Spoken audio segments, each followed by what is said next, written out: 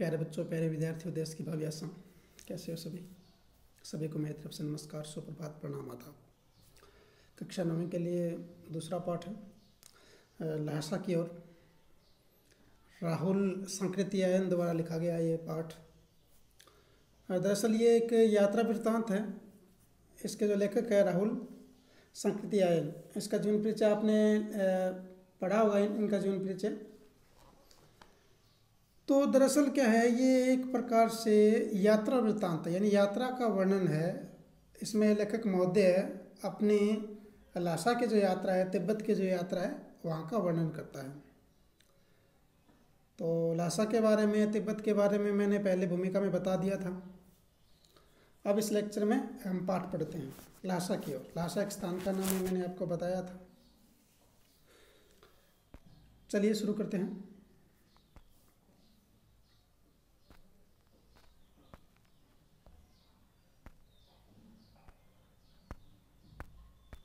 हाँ जी, थोड़ा ध्यान दें। लहसा की ओर। वह नेपाल से तिब्बत जाने का मुख्य रास्ता है। नेपाल से तिब्बत जाने का मेन रोड, मुख्य रास्ता है। फरी कलिंगपोंग का रास्ता जब नहीं खुला था, फरी कलिंगपोंग ये स्थान का नाम है। फरी कलिंगपोंग का रास्ता जब नहीं खुला था तो नेपाल ही नहीं, हिंदुस्तान की भी चीज़ें इसी रास्ते तिब्बत जाया करती थी। तिब्बत मैंने आपको बताया था, एक देश का नाम है जो कि चाइना के अधिकृत है, चाइना के अंडर में है। यह व्यापारिक ही नहीं, सैनिक रास्ता भी था। इसीलिए जगह जगह फौजी चौकियां और किले बने हुए हैं, जिनमें कभी चीनी पलटन, पलटन का मतलब क्या होता है? सेना, फौज की टुकड़ी। जिनमें कभी चीनी, मतलब चीनी का मतलब चाइना की, चीन की, पलटन चीन की सेना रहा करती थी। आजकल बहुत से फौजी मकान गिर चुके हैं। दुर्ग, दुर्ग क्या होता है? किला, फौजी किला। किले के किसी भाग में जहाँ किसानों ने अपना बसेरा बना लिया, यानी वहाँ बस गए हैं, वहाँ घर कुछ आबाद, आबाद का मतलब बसे हुए दिखाई पड़ते हैं। ऐसा ही परित्यक्त, परित्यक्त क्या होता है? त्यागा हुआ, छोड़ा हुआ। एक चीनी किला था, एक चाइना का, चीनी मतलब चीन का, चीनी का मतलब यहाँ चीन से संबंधित है। ऐसा ही परित्यक्त, परित्यक्त होता है छोड़ा हुआ, त्यागा हुआ। एक चीनी किला था। हम वहाँ चाय पीने के लिए ठहरे, हम वहाँ चाय पीने के लिए ठहरे। तिब्बत में यात्रियों के लिए बहुत सी तकलीफ़ें भी है और कुछ आराम की बातें भी है। यानी लेखक महोदय कहते हैं कि तिब्बत में यात्रियों के लिए बहुत सी तकलीफ़ें भी है, यानी तकलीफ़ की बातें भी हैं और बहुत सारी आराम की बातें भी हैं। देखते हैं क्या क्या आराम की बातें कौन सी है और तकलीफ़ की बातें कौन कौन सी है। वहाँ जाति पाति छुआछूत का सवाल ही नहीं है, यानी वहाँ जातिगत भेदभाव नहीं है। न औरतें पर्दा करती है, औरतें भी वहाँ पर्दा नहीं करती, यानी पर्दा प्रथा भी नहीं है। जाति प्रथा और पर्दा प्रथा दोनों ही वहाँ नहीं है तिब्बत में। बहुत निम्न श्रेणी के भिखमंगों को लोग चोरी के डर से घर के भीतर नहीं आने देते, नहीं तो आप बिल्कुल घर के भीतर चले जा सकते हैं। यानी वहाँ इतना फ्रीडम है, वहाँ इतनी आज़ादी है, वहाँ इतना स्वतंत्र माहौल है कि आप किसी के घर के अंदर भी जा सकते हैं। हाँ, कुछ एक निम्न श्रेणी के, यानी बिल्कुल ही निचले दर्जे के भिखमंगों को छोड़ करके, चाहे आप बिल्कुल अपरिचित हैं, चाहे वहाँ आपको कोई ना जानता हो, अनजान हो, आपका किसी को परिचय ना हो, तब भी आप घर की बहू या सासू को अपनी झोली में से चाय दे सकते हैं, वह आपके लिए उसे पका देगी। यानी कहने का भाव, चाय का मतलब, चाय का मतलब चाय, कच्ची चाय, चाय पत्ती बोल सकते हैं इसको। तो मक्खन और सोडा नमक दे दीजिए, वह चाय चौंगी में कूटकर उसे दूध वाली चाय के रंग में बना के मिट्टी के टोटीदार बर्तन, जिसे वहाँ खोटी कहा जाता है, खोटी में रख के आपको दे देगी। कहने का भावार्थ जरा सुनिए जरा। कहने का भावार्थ है कि अगर आपके पास में चाय बनाने की सामग्री है तो आप तिब्बत में जा कर के किसी को भी वो सामग्री दे सकते हैं और कह सकते हैं कि मेरे लिए चाय बना दें, तो वो बना देते हैं। उन्हें इस बात से भी कोई एतराज़ नहीं होता, चाहे आप परिचित हो या अपरिचित। और इसमें एक बर्तन है, इसमें शब्द है वह चाहे चौंगी, चौंगी जैसे एक प्रकार से हमारे यहाँ मिर्च वगैरह पीसने का काम करती है। चौंगी का मतलब एक प्रकार से जिसको गांव वगैरह में कह देते हैं ओखली, ओखली तो फिर भी थोड़ा बड़ा रूप हो जाता है, गांव में इसको कहते हैं कुंडी, कहते हैं गांव में। तो उस प्रकार का कोई बर्तन। आगे देखिए, यदि बैठक की जगह चूल्हे से दूर है और आपको डर है कि सारा मक्खन आपके चाय में नहीं पड़ेगा, यानी कहने का मतलब आपने जो सामग्री दी है और चूल्हा है वो थोड़ा दूर है और आपको डर है कि सारा का सारा जो मक्खन है वो आपकी चाय में नहीं गिरेगा, तो क्या हो सकता है? देखो भैया, यदि बैठक की जगह चूल्हे से दूर हैं और आपको डर है कि सारा मक्खन आपकी चाय में नहीं पड़ेगा, तो आप खुद जाकर चौंगी में चाय मत कर ला सकते हैं। चाय का रंग तैयार हो जाने पर फिर नमक मक्खन डालने की ज़रूरत होती है। यानी कहने का भावार्थ कि वहाँ दरअसल अलग प्रकार की चाय बनती है। हमारे यहाँ चाय कैसे बनती है? हमारे यहाँ चाय में क्या होता है? हमारे यहाँ चाय में पानी, चाय, चीनी या गुड़ भी हो सकता है और दूध, लेकिन वहाँ क्या है, मक्खन और नमक चाय में गिरता है। तो इसमें क्या है, दरअसल है हमारी चाय और यहाँ की चाय में काफ़ी अंतर है। आगे देखो क्या कहते हैं। पृथक चीनी किले में जब हम चलने लगे तो एक आदमी राहदारी दरअसल यहाँ राहदारी का मतलब होता है कि जो आपको एक अनुमति लेनी पड़ती है, यानी कहने का भावार्थ कहीं आप प्रवेश कर रहे हैं, किसी और देश में प्रवेश कर रहे हैं, तो आपसे कोई ना कोई प्रमाण मांगते हैं, सबूत मांगते हैं भी आप कहाँ के नागरिक हैं, कहाँ के रहने वाले हैं, यहाँ किसके परमिशन से आए हैं, किसके अनुमति से आए हैं। तो राहदारी का मतलब क्या है कि एक परमिशन, एक प्रकार की जो आपको परमिशन मिली है उसे दिखाना होता है। हमने वह दोनों चिटें मतलब रिसिप्ट, रसीद जिसमें अनुमति थी, हमने वह दोनों चिटें उसे दे दी। शायद उसी दिन हम थोंगला के पहले के आखिरी गांव में पहुंच गए। यहाँ भी सुमति के जान पहचान के आदमी थे और भिखमंगे रहते भी ठहरने के लिए अच्छी जगह मिली। सुमति यहाँ दरअसल एक मंगोल भिक्षुक है जो लेखक का परिचित है और इन्हीं के कारण वो सारी यात्रा बता रहे हैं कि यात्रा में बड़ी कठिनाई महसूस नहीं हुई, आसानी हुई। तो सुमति के जान पहचान के आदमी थे और भिखमंगे रहते हुए भी ठहरने के लिए अच्छी जगह मिल गई किसको, लेखक को। 5 साल बाद हम इसी रास्ते लौटे थे और भिखमंगे नहीं, एक भद्र यात्री के वेश में घोड़ों पर सवार होकर, भद्र मतलब सज्जन पुरुष, जेंटलमैन, भद्र यात्री के वेश में घोड़ों पर सवार होकर आए थे, किंतु उस वक्त किसी ने हमें रहने के लिए जगह नहीं दी और हम गांव के सबसे गरीब झोपड़े में ठहरे थे। इसमें ये 5 साल पूर्व की 5 साल बाद बता रहे हैं, 5 साल बाद की घटना बता रहे हैं। पहले बता रहे हैं कि हम भिखमंगे के वेश में आए थे फिर भी हमें जगह मिल गई थी, और दूसरी बार बता रहे हैं कि हम एक सभ्य भद्र यात्री के वेश में आए थे फिर भी हमें एक गरीब झोपड़े में ठहरना पड़ा था। बहुत कुछ लोगों की उस वक्त की मनोवृत्ति पर ही निर्भर है, खासकर शाम के वक्त छंग पीकर बहुत कम होश हवास को दुरुस्त रखते हैं। यानी इस शाम के पी वहाँ छंग का मतलब एक प्रकार की नशीला पदार्थ है, शराब जैसा। तो क्या है कि शाम को शराब ही कह सकते हैं, यहाँ मदिरा कह सकते हैं। बहुत कुछ लोगों के उस वक्त की मनोवृत्ति पर निर्भर है, खासकर शाम के वक्त छंग पीकर बहुत कम होश हवास को दुरुस्त रखते हैं, यानी होश हवास में रह पाते हैं बहुत कम लोग शाम को। उनकी मनोवृत्ति पर, उनकी मानसिकता पर निर्भर करती है सारी बात।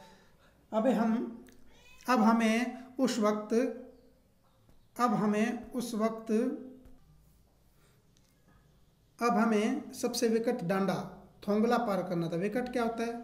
विकट का मतलब मुश्किल। डांडा क्या होता है? डांडा दरअसल कहा जाता है ऊंची ज़मीन को, पहाड़ की जो ऊंची ज़मीन है उसे डांडा कहा जाता है। और वो कौन सी है ज़मीन का नाम, उसका नाम क्या, स्थान का थोंगला। अब हमें सबसे विकट यानी मुश्किल जो पहाड़ की ऊंची ज़मीन है, ऊंची जगह है, उसको थोंगला, उस स्थान का नाम थोंगला, उसको पार करना था। डांडे का मतलब ऊंची ज़मीन।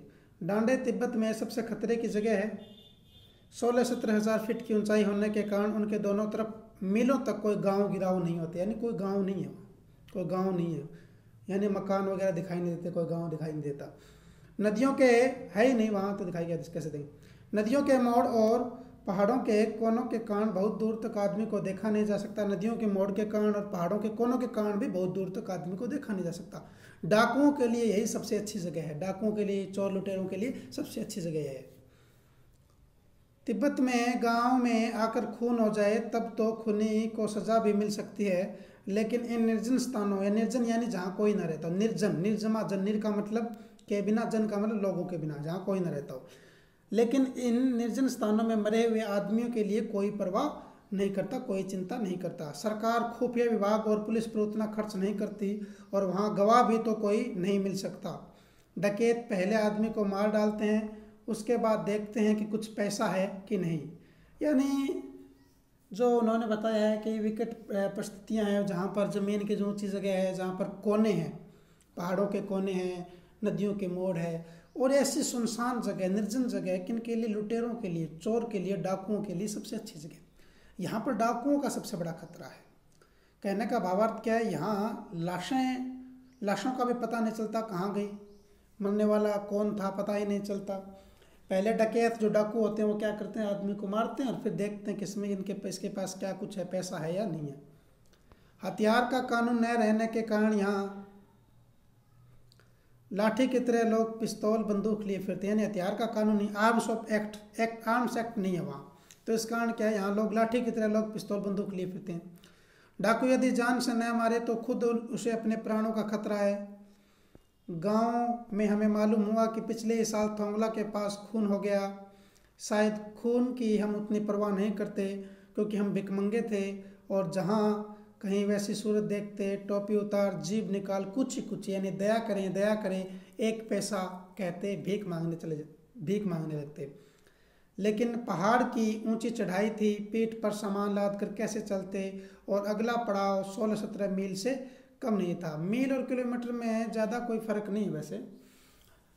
मील थोड़ा सा इसमें किलोमीटर की बजाय थोड़ा सा ज़्यादा होता है।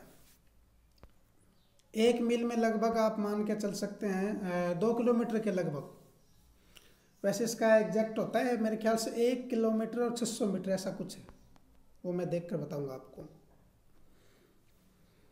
हाँ आगे देखिए इसमें क्या है। अगला पड़ाव 16-17 मील से कम नहीं था। मैंने सुमति से कहा कि यहाँ लंकोर तक के लिए कोई 2 घोड़े कर लो, सामान भी रख लेंगे और चढ़ भी चलेंगे।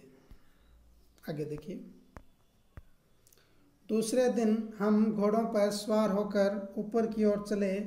डांडे से पहले एक जगह चाय पी और दोपहर के वक्त डांडे के ऊपर जा पहुँचे। हम समुद्र तल से 17,000 फीट ऊंचे खड़े थे। हमारे दक्षिण का मतलब दक्षिण तरफ पूर्व से पश्चिम की ओर हिमालय के हजारों श्वेत का मतलब सफ़ेद शिखर यानी पर्वत चले गए थे। बीटे की ओर दिखने वाले पहाड़ बिल्कुल, बीटे क्या होता है दरअसल क्या होता है, ऊंची जगह को कहते हैं। बीटा का मतलब होता है ऊंची जगह, इसमें शब्दार्थ दिया भी है आगे। एक प्रकार से मरुस्थल जैसा कह सकते हैं आप, रेतीला जो होता है उसके जैसा, उसे बीटे कहते हैं। बीटे की ओर दिखने वाले पहाड़ बिल्कुल नंगे थे, न वहाँ बर्फ़ की सफ़ेदी थी न किसी तरह की हरियाली।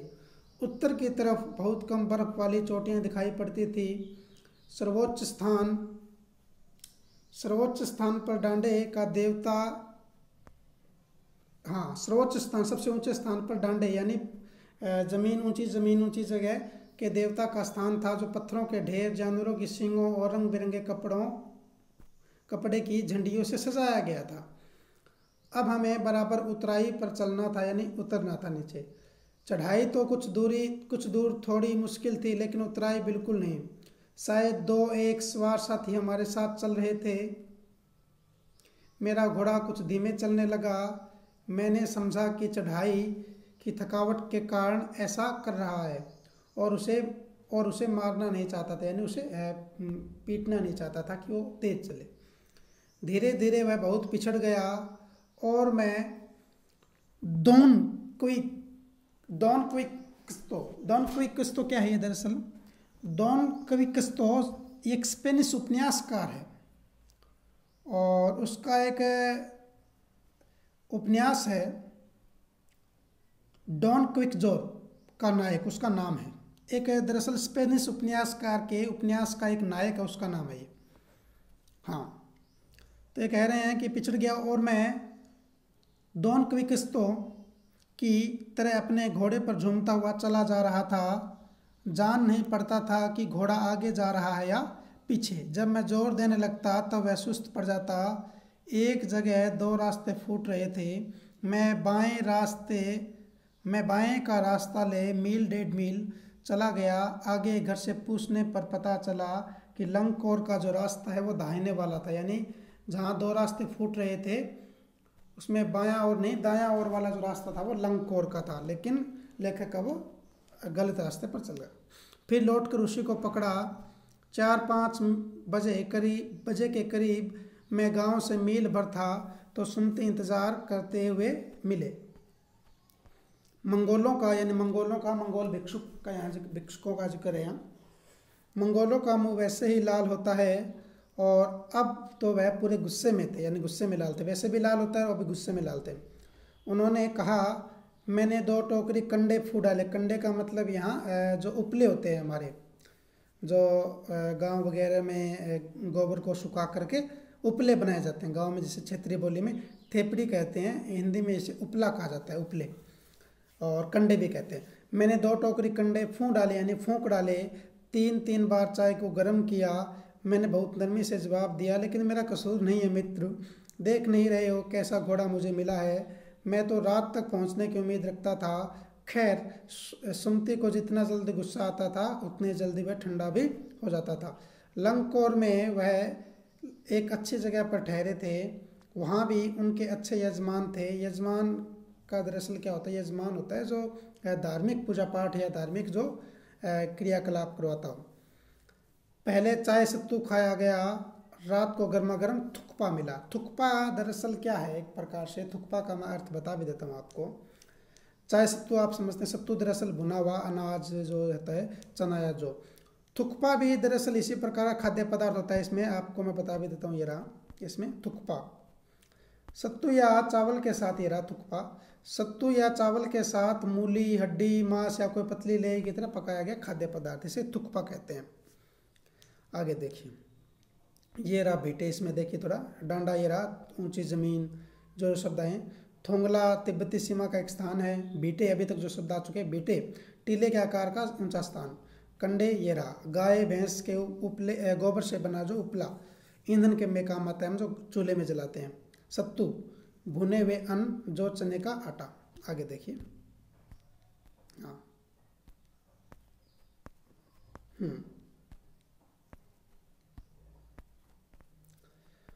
अब हम टिंगरी के विशाल मैदान में थे, जो पहाड़ों से घिरा टापू सा मालूम होता था, जिसमें दूर एक छोटी सी पहाड़ी मैदान के भीतर दिखाई पड़ती है। उसी पहाड़ी का नाम है टिंगरी समाधि गिरी। गिरी का वैसे अर्थ भी, गिरी का मतलब वैसे भी पहाड़ होता है। आसपास के गांव में भी सुमति के कितने ही यजमान थे। कपड़े की पतली पतली चिरी, चिरी मतलब चिरी हुई, फाड़ी हुई बत्तियों के गंडे खत्म नहीं हो सकते थे। गंडे का मतलब यहाँ क्या है? ताबीज़, मंत्रादि उच्चारण करके जो ताबीज़ बांधते हैं, धागा देते हैं, वो उसे गंडे कहा जाता है। इसमें दिया हुआ भी है, देख लो एक बार थोड़ा सा। गंडा, ये रहा मंत्र पढ़कर गांठ लगाया हुआ धागा या कपड़ा, उसे क्या कहते हैं? गंडा कहते हैं। चीरी का मतलब फाड़ी हुई, ये रहा। आगे देखिए, क्योंकि बोध गया, बोध गया कौन सा स्थान है? बोध गया वो स्थान है जहाँ पर भगवान बुद्ध को, महात्मा बुद्ध को ज्ञान की प्राप्ति हुई थी। क्योंकि बोध गया जो कहाँ पर है? बिहार में। क्योंकि बोध गया से लाए हुए कपड़े के खत्म हो जाने पर किसी कपड़े से बोध गया का गंडा बना ले, ताबीज़ बना ले। गंडा मतलब ताबीज़ बना लेते थे। वह अपने यजमानों के पास जाना चाहते थे। मैंने सोचा यह तो हफ्ता भर उधर ही लगा देंगे। मैंने उनसे कहा कि जिस गांव में ठहरना हो उसमें भले ही गंडे बांट दो, मगर आसपास के गांव में मत जाओ। लेखक ने कहा, इसके लिए, एक मिनट रुकिए, इसके लिए कहाँ गया?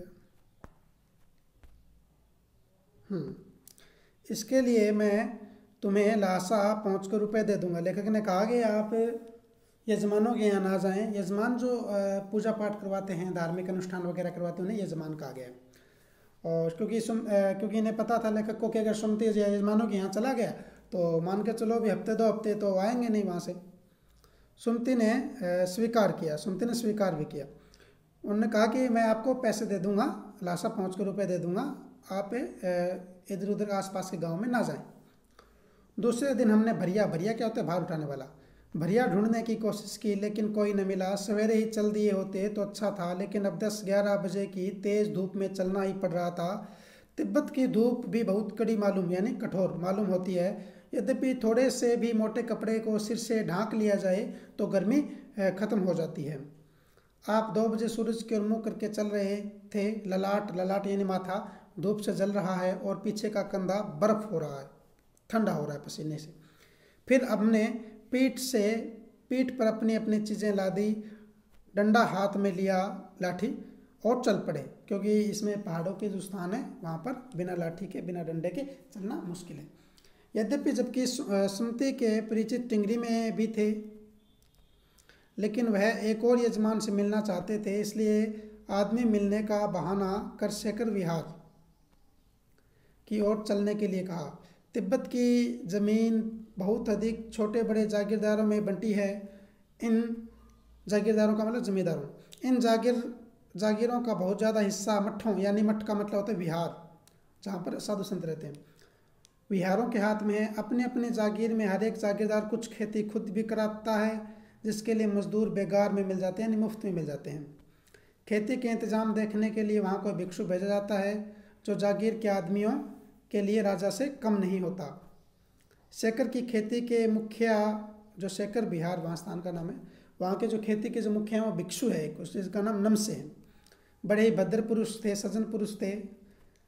वह बहुत प्रेम से मिले। हालांकि उस वक्त मेरा भेष ऐसा नहीं था कि उन्हें कुछ भी ख्याल करना चाहिए था। यहाँ एक अच्छा मंदिर था जिसमें कंजूर का मतलब बुद्ध वचन यानी बुद्ध के जो वचन है उनका अनुवाद की हस्तलिखित 103 पोथियों का मतलब एक प्रकार से किताब, 103 पोथियाँ रखी हुई थी।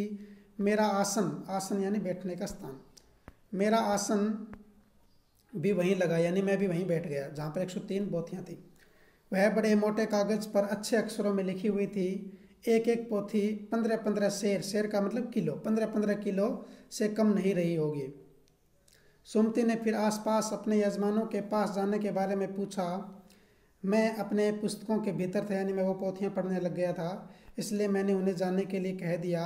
दूसरे दिन वह गए। मैंने समझा था कि 2-3 दिन लगेंगे, लेकिन वह उसी दिन दोपहर बाद चले आए। टिंगरी गांव वहाँ से बहुत दूर नहीं था। हमने अपना अपना सामान पीठ पर उठाया और भिक्षु जन्म से है उनसे विदाई लेकर चल पड़े। ये दरअसल क्या है, राहुल सांकृति आयन द्वारा लिखा गया यात्रा वर्णन है, यात्रा विवरण है। थोड़ा सा इनके शब्दार्थ पर गौर कर लेते हैं, एक बार देख लीजिए। डांडा ऊंची ज़मीन, थोंगला तिब्बती जो सीमा है इसका एक स्थान है। बीटे का मतलब टीले के आकार का ऊंचा स्थान। और कंडे गाय भैंस के गोबर से बने उपले जो ईंधन के काम में आते हैं। सत्तू भुना हुआ अनाज यानी जौ या चने का जो आटा है। थुक्पा सत्तू या चावल के साथ मूली, हड्डी और मांस के साथ पतली ले की तरह पकाया गया खाद्य पदार्थ। गंडा यानी मंत्र पढ़कर गांठ लगाया हुआ धागा या कपड़ा। चीरी यानी फाड़ी हुई। बरिया भारवाहक। सुमति दरअसल क्या है, ये सुमति लेखक को यात्रा के दौरान मिला है, एक मंगोल भिक्षु है, उनका नाम है। वैसे उनका वास्तविक नाम लोबजंग शेख था। इसका अर्थ है सुमति प्रज्ञ। अतः सुविधा के लिए लेखक ने उसे सुमति नाम दिया। ठीक है। अभी ये दोनों चिटें, ये रसीदें हैं। बताया हुआ है जैनम गांव के पास पुल से नदी पार करने के लिए जोंगपोन मजिस्ट्रेट या जोंगपोन का मतलब मजिस्ट्रेट के हाथ की लिखी हुई एक राहदारी देनी पड़ती है, जो उन्होंने एक मंगोल दोस्त से प्राप्त की थी। कौन? सुमति से। ये उपन्यास के नायक का नाम है, हीरो का नाम है डॉन क्विक्सो। स्पेनिश उपन्यास का 17वीं शताब्दी के उपन्यास डॉन क्विक्जोट का नायक जो घोड़े पर चलता था। तो आज इतना ही, ये पाठ हमारा पूरा हो गया।